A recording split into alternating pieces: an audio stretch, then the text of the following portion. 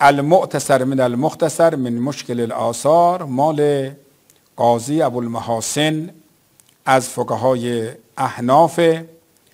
ایشون در این کتابشون میاد بگه، برای شما عرض کنم،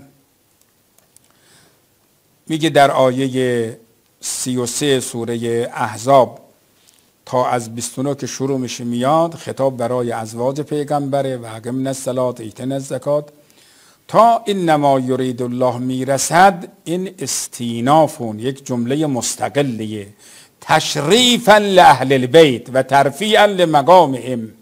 بعد میگه آیا نمیبینی که خطاب مؤنث به مذکر تبدیل شد و گفت انکم لیذهب انکم، نگفت لم یقل انکن.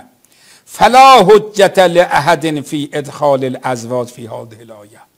هیچ دلیلی ندارد احدی بیاد همسران پیغمبر رو بخواد در این آیه چیکار کنه؟ داخل کنه. آقای ابوبکر آجری متوفای 360 در کتاب الشریعه جلد 5 صفحه 2200 میگه آقا مراد علی، فاطمه، حسن و حسین سلام الله علیهم اجمعین هستن لا غیر. آلوسی که خودش و سلفی الاعتقاد در کتاب روح المعانی جلد 22 ایشون به صراحت برای شما عرض کنم میاد میگه آقا برای شما عرض کنم عزیزان خوب دقت بفرمایند. ایشون اخبار ادخال علیه السلام علی و فاطمه و ابنیهما تحت الکسا، روایاتی که میاد حضرت امیر و حضرت زهرا سلام الله علیهما و امام حسن و امام حسین را زیر کسا برد و فرمود اینها اهل بیت من هستند و دعا کرد برای اونها. و ادخال ام سلمه و عدم ادخال ام سلمه اکثر من ان تحصی، اینکه ام سلمه اجازه نداد وارد بشه، این روایات فراتر از شمارشه. و هی مخصصه لعموم اهل البیت بأی معنی کان البیت.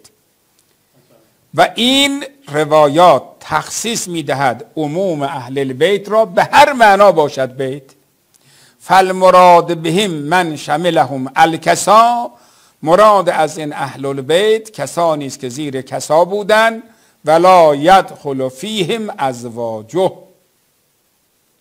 ببینید اینها واضح و روشنه. حاکم نیشابوری باز در مستدرکشون با سند صحیح همین تعبیر رو دارد، میگه فقط اهل بیت من علی و فاطمه و حسن و حسین هست.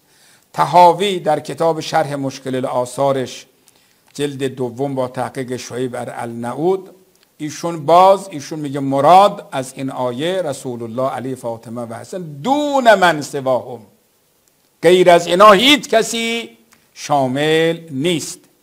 محمد امین سندی و غیره، یعنی عموم اهل سنت اونایی که هر برای زدن دارند همه گفتند که مراد از اهل بیت مخصوصا در مصداق آیه تطهیر جز حضرت امیر امام حضرت صدیقه طاهره امام حسن و امام حسین و خود رسول اکرم هیچ کسی نیست. این دیگه واضح و روشن هست و به قول آلوسی مخصص تمام مسائلی است که لغتاً یا در قرآن یا در حدیث اهل بیت به هر معنا آمده باشد بیت، این روایات تخصیص میدهد. و ما همونطوری که بارها گفتیم در رابطه با شأن نزول روایات میاد چه کار میکنه؟ تبیین میکنه مراد خدای عالم را. همونطوری که آقایان بارها ما گفتیم دیگه، دوستان همه بچه هم حفظ کردن، در سوره توبه آیه 40 اسمی از ابوبکر نیامده ولی آقایان میگن این آیه در حق ابوبکره. چرا؟ چون ما روایات داریم. شأن نزولش اینه. آیه کار آیه 11 سوره نور میگن عایشه است. هر کس این کار کنه کافره. چرا؟ آخه اسم عایشه که نیست اینجا. میگه چون روایت ما داریم. چطور میشه اونجا روایات حجته ولی در آیه تطهیر در آیه ولایت، در آیه اکمال، در آیه ابلاغ اینجا شأن نزول و روایات حجت نیست. یک بام دو هوا خلاصه معنا نداره.